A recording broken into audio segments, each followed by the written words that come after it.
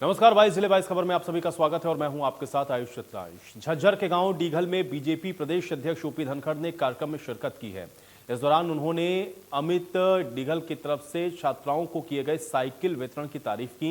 इसके साथ ही ओपी धनखड़ ने ओपी चौटाला पे तंज कसते हुए कहा कि लोकदल का डीएनए ही कांग्रेस के साथ जाने का रहा है। पूर्व सीएम व इनेलो सुप्रीमो ओम प्रकाश चौटाला ने विपक्षी सभी दलों को एकजुट होने को कहा था। इसी बयान को लेकर आज ओम प्रकाश धनखड़ ने कहा है कि इनेलो और कांग्रेस का जिनोम जो है वो मेल नहीं खाता है, इसलिए इनेलो भाजपा के साथ आ सकते हैं, कांग्रेस के साथ कतई भी नहीं जाएगी। आज ओम प्रकाश धनखड़ झज्जर जिले के बेरीखंड के गांव डीघल में अमित डीघल के कार्यालय का उद्घाटन करने पहुंचे थे और इस मौके पर उन्होंने अमित की अगुवाई में करीब 5 दर्जन जेजेपी कार्यकर्ताओं को भाजपा में शामिल किया और स्कूली छात्राओं को साइकिल भी वितरित की। ओम प्रकाश धनखड़ अपने इस कार्यक्रम के दौरान कांग्रेस पे अन्य बातों को लेकर ओम प्रकाश धनखड़ ने निशाना साधा और कांग्रेस को एक झूठी सरकार भी बताया। उन्होंने कहा कि कांग्रेस कतई झूठ की राजनीति करती है। ये कांग्रेस के जितने भी नेता हैं वो सभी 100% झूठे हैं। इंडिया न्यूज़ के लिए झज्जर से जगदीप राजन। तो आज जो साथी भारतीय जनता पार्टी में शामिल हुए हैं, मैं उनका स्वागत करता हूं और विद सीनियरिटी उनको पार्टी में काम दिया जाएगा। भिन्न दलों से वो छोड़ के लोग भारतीय जनता पार्टी का हिस्सा बन रहे हैं, तो वो हमारे लिए बहुत ही ऐसी बात है जो पार्टी को मजबूती प्रदान करेगी इस सारे क्षेत्र में। और आज भाई अमित ने एक बहुत अच्छा काम शुरू किया है। बेटियों के लिए, बहनों के लिए जो पढ़ने जाती हैं अपने गांव से दूसरे गांव में या जिनको स्कूल दूर पड़ता है, ऐसी सभी बहनों को साइकिल देने का काम किया है। तो मैं इसके लिए इनकी बहुत प्रशंसा करता हूँ। और ऐसी सब बेटियों के लिए जो एक अभियान चला रहे हैं अपने क्षेत्र में, ये बहुत ही प्रशंसनीय है। मैं तो एक साफ बात कहता हूँ, जो वो लोकदल के नेता हैं और लोकदल का डीएनए कांग्रेस के साथ जाने का है, उसका जन्म ही कांग्रेस विरोध में होगा। चौटाला साहब बयान देवे, चाहे इन लोग का कोई और नेता बयान देवे, लोग दलाले उड़े नहीं जाएंगे, मारे का न्यास। प्रदेश में कोरोना के बढ़ते मामलों के बीच में सरकार ने नई एडवाइजरी जारी कर दी है। स्वास्थ्य मंत्री अनिल विज ने कहा है कि कोरोना को लेकर हमारी सरकार पूरी तरह से तैयार है। हर जिले में कोविड टेस्टिंग के लिए आरटी-पीसीआर लैब बनाई गई है। गृह मंत्री अनिल विज गोहाना पहुंचे, जहां कार्यकर्ताओं से मुलाकात करने के बाद उन्होंने पत्रकारों से बातचीत की। उन्होंने कहा कि बढ़ते हुए कोरोना को लेकर हरियाणा सरकार पूरी तरह से तैयार है और कोविड को लेकर देश भर में बेहतरीन तैयारी हरियाणा की है। और उन्होंने कहा है कि प्रत्येक जिले में कोविड टेस्टिंग के लिए आरटी-पीसीआर लैब लगाई गई है। तो जीनो सीक्वेंस को लेकर भी मशीन लगाई गई है और पहले बाहर जाना पड़ता था और अब बार बार जब वेरिएंट बदल रहा है तो ऐसे में अलग अलग रूप में सामने आ रहा है। तो ऐसे में हरियाणा की पूरी तरह से तैयारी है। और वहीं भूपेंद्र सिंह हुड्डा पर भी निशाना साधते हुए उन्होंने कहा है कि भूपेंद्र सिंह हुड्डा को बीजेपी के बारे में अगर कुछ गलत बोलना है तो तथ्य भी बताएं। और वहीं कांग्रेस के हाथ से हाथ जोड़ने को लेकर कटाक्ष करते हुए कहा कि शैलजा से हुड्डा नहीं बोलता और भूपेंद्र सिंह हुड्डा से एक किरण चौधरी नहीं बोलती। और वहीं सुरजेवाला का अपना अलग राग है, पहले अपने हाथ मिलाए। और इस प्रकार से उन्होंने कांग्रेस पर जमकर निशाना साधा है। और वहीं उनका एक गीत सोशल मीडिया पर जमकर वायरल हो रहा है। इसको लेकर उन्होंने कहा है जनता का यह प्यार है। और इसी को लेकर उन्होंने सोनीपत के गोहाना में वो पहुंचे थे। सोनीपत से इंडिया न्यूज़ हरियाणा के लिए राम सिंह मान। वहीं गेहूं की खरीद पर एक बार फिर से ब्रेक लग सकता है, जिससे किसानों को भारी परेशानी हो सकती है। आपको बता दें कि गेहूं की खरीद करने वाली सरकारी एजेंसी हैफेड से जुड़ी 5 दर्जन सोसाइटी हड़ताल पर चली गई है। हड़ताल पर गई सोसाइटी ने कमीशन बढ़ाने की मांग करते हुए गेहूं की खरीद में शामिल न होने का ऐलान किया है। हालांकि हड़ताल को देखते हुए हैफेड ने अपने कर्मचारी मंडियों में उतार दिए हैं। करनाल जिले की अनाज मंडियों में गेहूं की आवक ने अब तेजी पकड़ ली है। करनाल की विभिन्न अनाज मंडियों में अब तक करीब 15 लाख क्विंटल गेहूं की अराइवल हो चुकी है। लेकिन बात करें लिफ्टिंग की और खरीद की तो ये आंकड़ा काफी पीछे दिखाई दे रहा है, क्योंकि अभी तक करीब 70% गेहूं ही सरकारी एजेंसियों ने खरीदी है। वहीं लिफ्टिंग का जो ग्राफ है वो बेहद नीचे है, क्योंकि अभी तक सिर्फ 10% लिफ्टिंग ही मंडियों से संभव हो पाई। ऐसे में मंडियों में अब जो है गेहूं के अंबार लगने शुरू हो चुके हैं। वहीं हैफेड की सोसाइटियों द्वारा जिस तरह से हड़ताल का ऐलान कर दिया गया है, उसके बाद भी खरीद पर कुछ ब्रेक लग सकती है, क्योंकि प्रदेश भर में करीब 55 सोसाइटियां हैफेड के लिए खरीद करती थी, जिन्होंने हड़ताल का ऐलान कर रखा है। तो ऐसे में आने वाले दिनों में किसानों की समस्या जरूर बढ़ सकती है, क्योंकि लिफ्टिंग स्लो है और वहीं हैफेड की सोसाइटियां हड़ताल पर है। करनाल से महेंद्र सिंह, इंडिया न्यूज हरियाणा। करनाल। तो पूर्व मुख्यमंत्री भूपेंद्र हुड्डा की कार हिसार में गांव मतलौड़ा के पास दुर्घटनाग्रस्त हो गई। गाड़ी के आगे नील गाय आने की वजह से हादसा हुआ है। गाड़ी में पूर्व मुख्यमंत्री के अलावा पूर्व केंद्रीय मंत्री जयप्रकाश, पूर्व विधायक नरेश सेलवाल के अलावा वरिष्ठ नेता धर्मवीर गोयत भी थे। हालांकि हादसे में किसी के चोटिल होने की कोई सूचना नहीं है, सभी सुरक्षित हैं। कार दौरे के दौरान आज हरियाणा के पूर्व मुख्यमंत्री भूपेंद्र हुड्डा की गाड़ी के आगे नीलगाय आने की वजह से गाड़ी का एक्सीडेंट हो गया, जिसमें एयर बैग खुलने की वजह से हरियाणा के पूर्व मुख्यमंत्री भूपेंद्र हुड्डा बाल बाल बच गए। यह एक्सीडेंट हिसार के मतलौड़ा गांव के पास हुआ है, जहां पर आज 81 किलो बार वर्ग में बॉक्सिंग चैंपियनशिप स्वीटीपुरा के कार्यक्रम में शामिल होने के लिए भूपेंद्र हुड्डा आ रहे थे। जैसे कि वह मतलौड़ा गांव के पास पहुंचे तो खेतों में से भागकर आ रही नीलगाय गाड़ी के आगे आ गई, जिससे गाड़ी अनियंत्रित होकर खेतों में जा पलटी, जिसके बाद एयर बैग खुलने की वजह से भूपेंद्र हुड्डा बाल बाल बच गए। वही आसपास के खेत में काम कर रहे मजदूर लोग मौके पर आए और भूपेंद्र हुड्डा को बाहर निकाला, जिसके बाद वहां पर काफिले के गाड़ी के लोग काफी मौके पर पहुंचे और भूपेंद्र हुड्डा को दूसरी गाड़ी से कार्यक्रम के लिए रवाना किया। जिसके बाद हरियाणा के पूर्व मुख्यमंत्री भूपेंद्र हुड्डा स्वीटी के कार्यक्रम में शामिल हुए। इंडिया न्यूज के लिए हिसार से अमित वर्मा।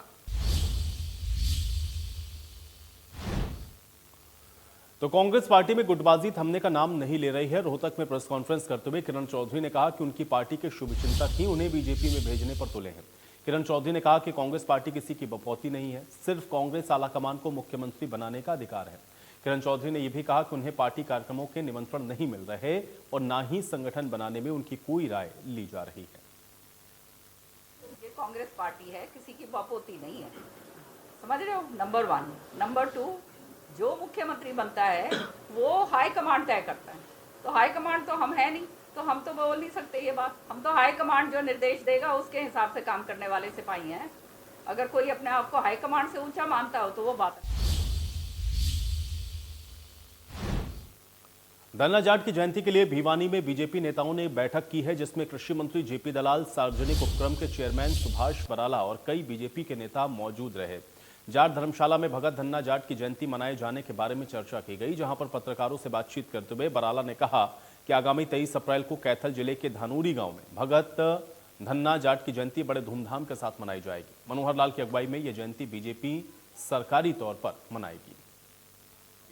और संत महात्मा तक इस कार्यक्रम में आएंगे। तो आज आप सब लोगों ने देखा है कि किस उत्साह के साथ बड़ी संख्या में यहाँ अलग अलग संगठनों के लोग इस बैठक के अंदर उपस्थित हुए हैं और विश्वास दिलाया है कि उस दिन एक बड़ा भव्य प्रोग्राम जो होगा धनौरी गांव के अंदर, उसमें ये सब शामिल होंगे। ये हरियाणा के इतिहास का बहुत बड़ा कार्यक्रम होगा, जो अपने आप में जिन संतों की एक जो हमारी बहुत बड़ी एक इस प्रकार की विरासत है, उनकी जयंती मनाने का जो अभियान मुख्यमंत्री मनोहर लाल जी के नेतृत्व में 8 साल पहले हमने शुरू किया था, उस कड़ी को आगे बढ़ाने का एक ये बहुत बड़ा कदम 23 अप्रैल का धन्ना भगत जी।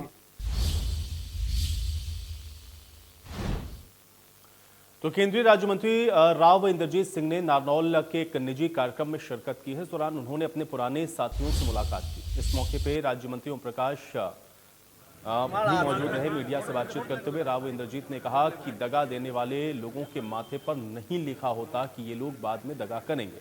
हमने टिकट दिलवाने के साथ साथ जीत भी दिलवाई। हमारी पार्टी बीजेपी है और आने वाले 2024 के लोकसभा और विधानसभा चुनाव में जनता की राय लेकर मैं आगे की रणनीति तय करूंगा। भाई ऐसा है कि लोगों से मिलने आए हैं। जी सर। हमारी पार्लियामेंट थी 1.5 महीने जी, तो दौरा हो नहीं पाया, लेकिन अब खुशी के अंदर विकास के यहाँ पर आए हैं और उसने अपने सभी साथियों को यहाँ पर आमंत्रित किया हुआ है। तो अनेक गांवों के अनेक लोगों से, साथियों से मुलाकात हुई है और राम राम होने के बाद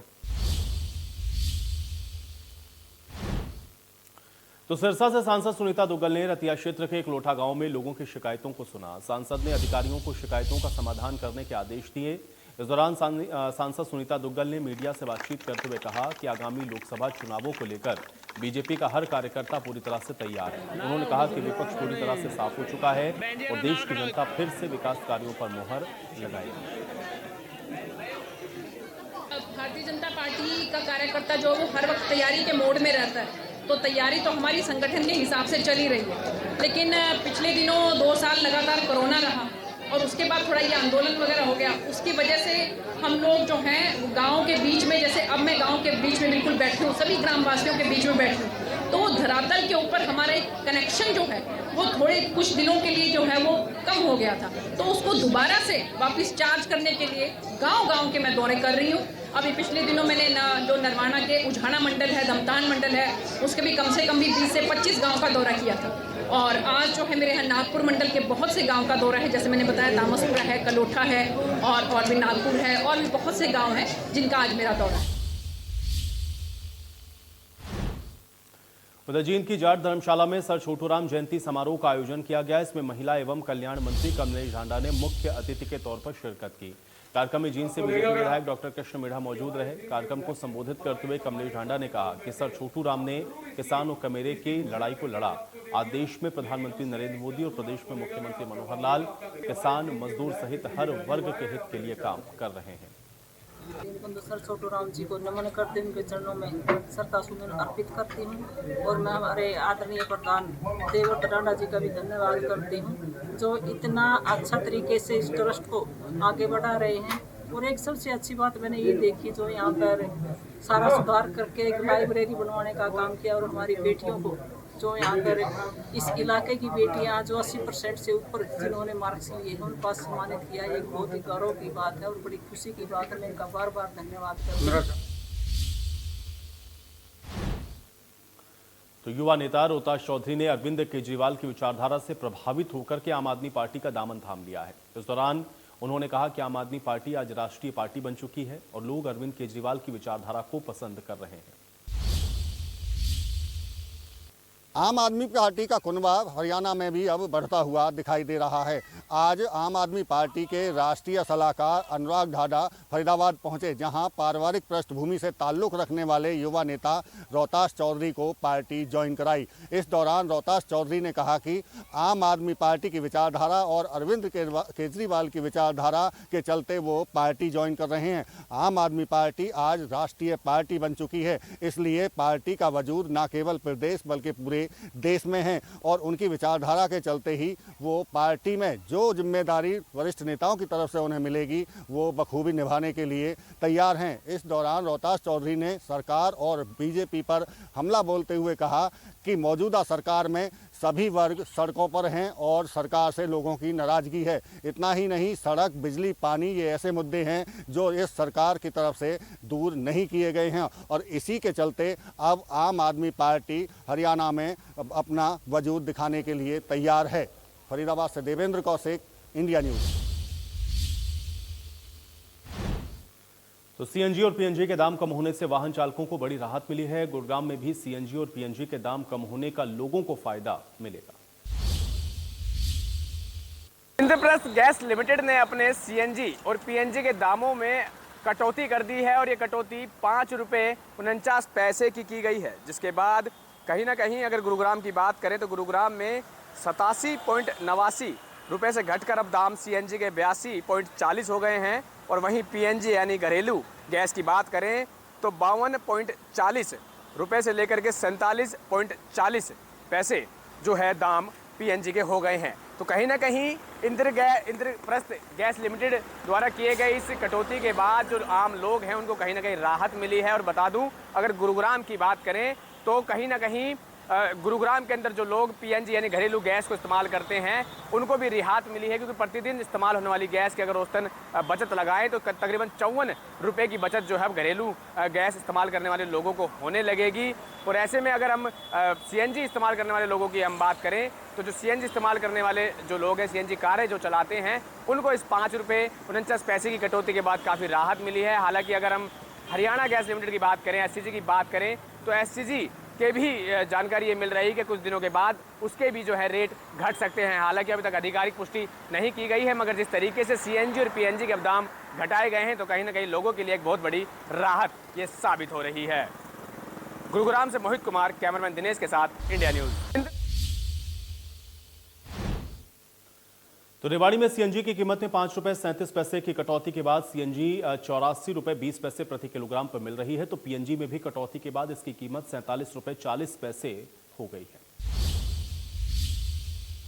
सरकार की ओर से प्राकृतिक गैसों पर लिए गए फैसले के बाद CNG और PNG उपभोक्ताओं को एक बड़ी राहत मिली है। रेवाड़ी में बात करें तो CNG की कीमत 5 रुपए 37 पैसे की कटौती की गई है, जो कि 84 रुपए 20 पैसे पर पहुंच गई है। ऐसे में एक बड़ी राहत कही जा सकती है, क्योंकि रेवाड़ी में करीब 50,000 ऐसे उपभोक्ता हैं जो कि CNG वाहन का उपयोग करते हैं। ऐसे में कहीं ना कहीं जिस तरह से वाहन चालकों को राहत मिलेगी, वहीं दूसरी ओर जो जरूरी चीज़ें होती है, जो रोज़मर्रा की चीज़ें, उनमें भी कहीं ना कहीं एक कीमतों में कमी आने की संभावना व्यक्त की जा रही है। ऐसे में कहीं ना कहीं जो सरकार की ओर से फैसला लिया गया, एक बड़ी राहत कही जा सकती है।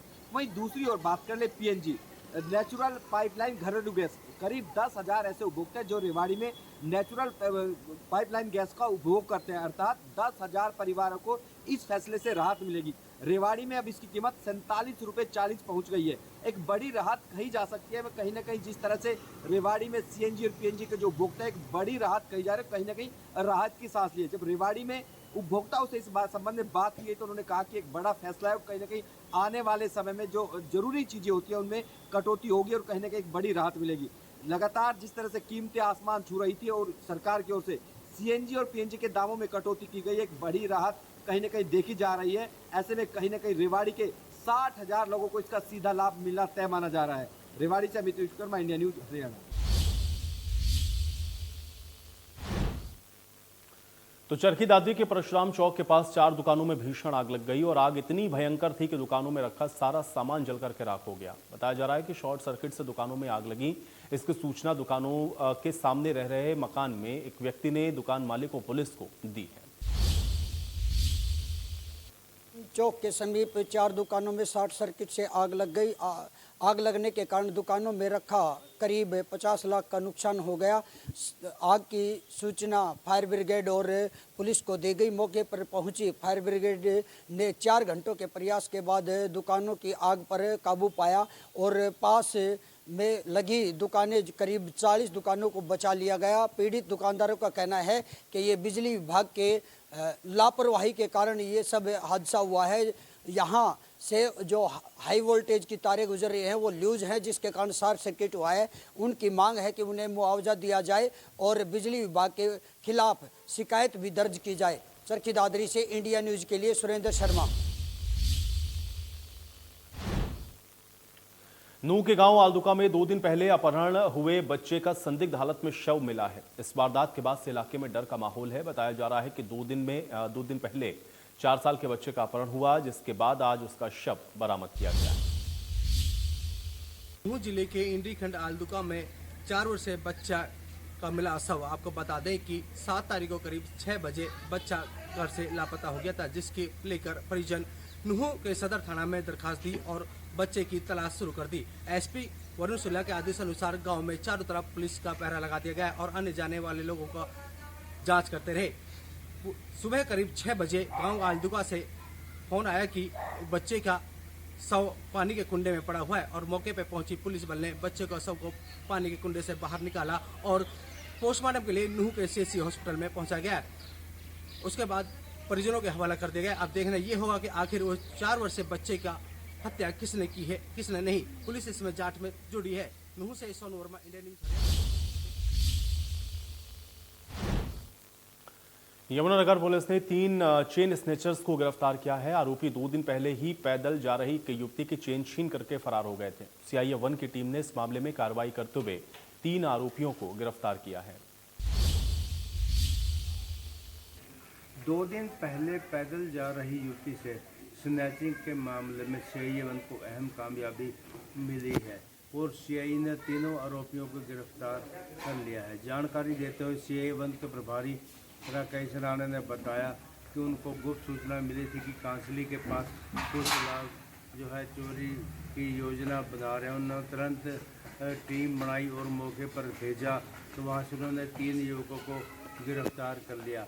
जब उनसे पूछताछ की गई और पता लगा कि यही 3 युवक थे जिन्होंने 2 दिन पहले पैदल जा रही युवती से स्नैचिंग की गई थी।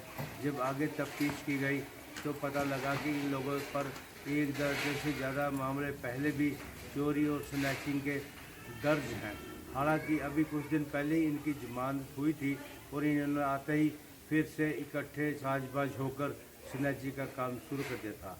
यमुनानगर से देवीदास शारदा, न्यूज़ हरियाणा। 2 दिन पहले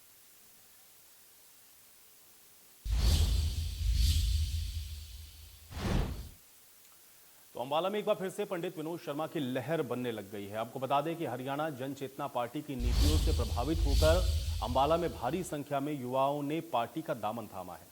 विनीत कुमार और उनके साथियों ने जन चेतना पार्टी के कार्यालय में मेयर शक्ति रानी शर्मा की अगुवाई में पार्टी का दामन थामा। युवाओं ने सबसे पहले मेयर को बुके देकर के सम्मानित किया, जिसके बाद मेयर ने सभी को पार्टी का पटका पहना करके उनका स्वागत किया और उनको बताया कि ये पार्टी नहीं बल्कि परिवार है और यहाँ उनकी सभी समस्याओं को सुनकर उनका निवारण किया जाएगा। वहीं पार्टी का दामन थामने वाले युवाओं ने यह भी बताया है कि पूर्व मंत्री पंडित विनोद शर्मा ने जो लोगों के लिए कार्य किए हैं वो काबिल तारीफ हैं और अंबाला की मेयर लोगों की समस्याओं को सुलझाने के लिए हमेशा तैयार रहते हैं। इसलिए उन्हीं की नीतियों से प्रभावित होकर उन्होंने जन चेतना पार्टी का दामन थामा है। जन चेतना पार्टी की नीतियों से प्रभावित होकर आज अंबाला में भारी संख्या में युवाओं ने पार्टी का दामन थामा है। बता दें कि पहले पूर्व केंद्रीय मंत्री पंडित विनोद शर्मा ने जो अंबाला के लिए कार्य किए, उसके बाद मेयर बनने के बाद अंबाला की मेयर शक्ति रानी शर्मा ने अंबाला की जनता के लिए बहुत सारे कार्य किए हैं। जनता के बीच में वे हमेशा रहती हैं, कुछ भी समस्या होती है खुद उनकी समस्याओं को सुनती हैं।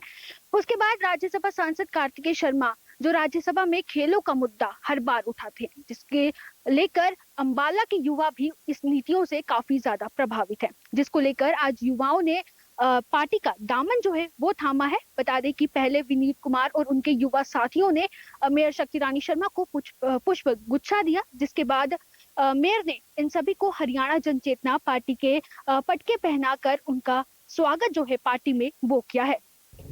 मैं विनीत कुमार फ्रॉम भाई जिम अंबाला सिटी से मैंने आज अपने पूरे कह लो कि होश हवास में आज जन और परिवार और पूरे शर्मा परिवार फैमिली से अपना नाता जोड़ा है, दामन जोड़ा है।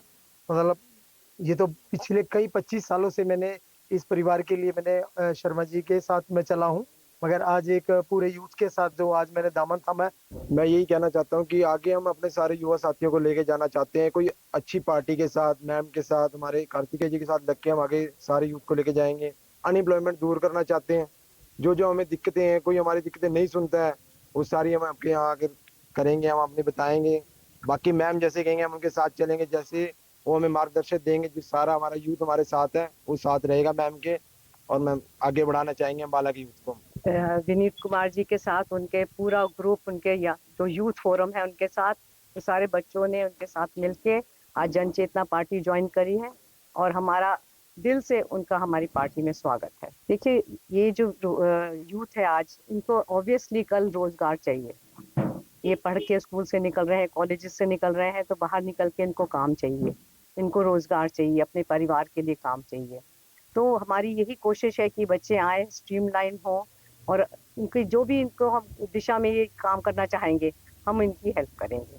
तो मुझे उम्मीद है, और हमारे बहुत ही एक युवक यंग सांसद है हमारे पास जो इन बच्चों को एक दिशा निर्देश देंगे और इनको साथ लेके चलेंगे। और चलिए इसी के साथ 22 जिले 22 खबर में मेरे साथ फिलहाल इतना ही।